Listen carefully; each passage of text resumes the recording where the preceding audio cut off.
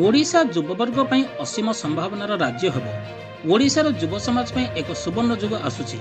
ସବୁ କ୍ଷେତ୍ରରେ ବ୍ୟାପକ ସୁଯୋଗ ସୃଷ୍ଟି ହୋଇଛି। ଓଡ଼ିଶା 2036 ସୁଦ୍ଧା $500 ବିଲିୟନ ଓ 2047 ସୁଦ୍ଧା $1.5 ଟ୍ରିଲିୟନ ଅର୍ଥନୀତି ହେବ।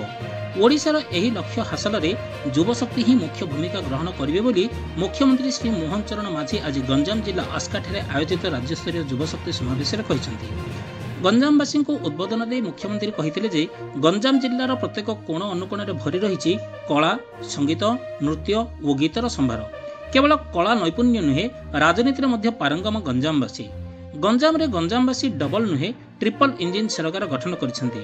ସେ କହିଥିଲେ, ଜୁନ 12 ତାରିଖ ଆମ ପାଇଁ ବର୍ଷ ପୂର୍ତ୍ତିର ମହତ୍ୱପୂର୍ଣ୍ଣ ଦିବସ ଥିଲା, କିନ୍ତୁ ଆମେ ଆମ ସଫଳତାର ଆତ୍ମବିଭୋର ନ ହୋଇ ଜୁନ 13 ତାରିଖରୁ ଲୋକଙ୍କ ସେବାରେ ନିଜକୁ ଉତ୍ସର୍ଗ କରିଛୁ। ମୁଖ୍ୟମନ୍ତ୍ରୀ ଏହି ଅବସରରେ ଜିଲ୍ଲାରେ 550 କୋଟି ଟଙ୍କା ମୂଲ୍ୟର ବିଭିନ୍ନ ଉନ୍ନୟନମୂଳକ ପ୍ରକଳ୍ପର ଶିଳାନ୍ୟାସ କରିଥିଲେ। ଏଥିରେ 5ଟି ଜଳସେଚନ ପ୍ରକଳ୍ପ, ଗୋଟିଏ ସଡ଼କ ପ୍ରଶସ୍ତୀକରଣ ପ୍ରକଳ୍ପ, ଗୋଟିଏ ହାଇ ଲେଭେଲ ପ୍ରକଳ୍ପ ଓ ଅନ୍ୟାନ୍ୟ ପ୍ରକଳ୍ପ ରହିଛି। ମା ତାରାତାରିଣୀ ମନ୍ଦିର ଉନ୍ନତିକରଣ ପାଇଁ ରିଭାଇଜ ଡିପିଆର ପ୍ରସ୍ତୁତ କରିବା ପାଇଁ ମୁଖ୍ୟମନ୍ତ୍ରୀ ନିର୍ଦ୍ଦେଶ ଦେଇଥିଲେ। ପୋଲସରାରେ ଏକ ବିଶ୍ୱସ୍ତରୀୟ ଶିଳ୍ପ ତାଲିମ ପ୍ରତିଷ୍ଠାନ ପାଇଁ ଜାଗା ଯୋଗାଇ ଦିଆଯିବ ବୋଲି ସେ କହିଥିଲେ। ଯୁବ ସମାଜକୁ ଉଦ୍ବୋଧନ ଦେଇ ସେ କହିଥିଲେ ଯେ ଯୁବବର୍ଗ ହେଉଛନ୍ତି ଆମ ସମାଜର ଶକ୍ତି, ସାମର୍ଥ୍ୟ ଓ ଭବିଷ୍ୟତ, ଅସୀମିତ ଶକ୍ତିର ଭଣ୍ଡାର। ଆମ ଓଡ଼ିଶାରେ ଏହି ପ୍ରଡକ୍ଟିଭ ଏହି ଗ୍ରୁପରେ 15ରୁ 35 ବର୍ଷ ମଧ୍ୟରେ ଜନସଂଖ୍ୟା ହେଉଛି 1.7 କୋଟି। ଆମର ଏହି ବିପୁଳ ଯୁବଶକ୍ତିର ସାମର୍ଥ୍ୟ ଉପରେ ଭରସା କରି ଆମେ ଭବିଷ୍ୟତ ପାଇଁ ରୋଡମ୍ୟାପ୍ ପ୍ରସ୍ତୁତ କରିଛୁ।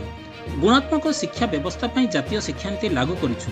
ମୌଳିକ ଶିକ୍ଷାର ଉନ୍ନତି ପାଇଁ ନିପୁଣ ଓଡ଼ିଶା କାର୍ଯ୍ୟକ୍ରମ ସହିତ ଗୋଦାବରୀଶ ମିଶ୍ର ଆଦର୍ଶ ପ୍ରାଥମିକ ବିଦ୍ୟାଳୟ ଯୋଜନା ଆରମ୍ଭ କରିଛୁ। ସାମାଜିକ ଓ ଶିକ୍ଷାଗତ ପଛୁଆ ବର୍ଗ ପିଲାମାନଙ୍କ ପାଇଁ ଉଚ୍ଚଶିକ୍ଷା କ୍ଷେତ୍ରରେ 11.25% ସଂରକ୍ଷଣ ବ୍ୟବସ୍ଥା କରିଛୁ। ପିଲାମାନଙ୍କୁ ନିଯୁକ୍ତି ଯୋଗ୍ୟ କରିବା ପାଇଁ 58ଟି କଲେଜରେ ଶିଳ୍ପ ସମ୍ପର୍କ ଓ ବ୍ୟବହାରିକ ଶିକ୍ଷାଜ୍ଞାନର ତାଲିମ ଦେଉଛୁ। ଯୁବବର୍ଗ ଦକ୍ଷତା ବୃଦ୍ଧି ଉପରେ ଆମେ ସର୍ବାଧିକ ଗୁରୁତ୍ୱ ଦେଉଛୁ। ଆମର ଏହି ସବୁ କାର୍ଯ୍ୟକ୍ରମ ଆଗାମୀ ଦିନରେ ଓଡ଼ିଶାର ଯୁବବର୍ଗଙ୍କୁ ନିଯୁକ୍ତି କ୍ଷେତ୍ରରେ ସବୁଠାରୁ ଅଧିକ ଯୋଗ୍ୟ କରି ଗଢ଼ି ତୋଳିବା, ସାରା ବିଶ୍ୱରେ ସେମାନଙ୍କ ଚାହିଦା ବଢ଼ିବ। ସେ ପୁଣି କହିଥିଲେ, କ୍ରୀଡ଼ା ହେଉଛି ଏପରି ଏକ କ୍ଷେତ୍ର ଯେଉଁଠାରେ ଆପଣ ଦକ୍ଷତା ବଳରେ ଯଶ ଓ ଅର୍ଥ ପାଇପାରିବେ। ଆମ ସରକାର ରାଜ୍ୟରେ ଖେଳକୁଦ ପାଇଁ ଅନେକ ବ୍ୟବସ୍ଥା କରିଛନ୍ତି, ତେଣୁ ଯୁବ ସମାଜ ଏହାର ସୁବିଧା ନେଇ ନିଜ ପ୍ରତିଭାକୁ ବ୍ୟବହାର କରି ସେ କ୍ରୀଡ଼ାକୁ କ୍ୟାରିୟର କରିବା ପାଇଁ ପରାମର୍ଶ ଦେଇଥିଲେ।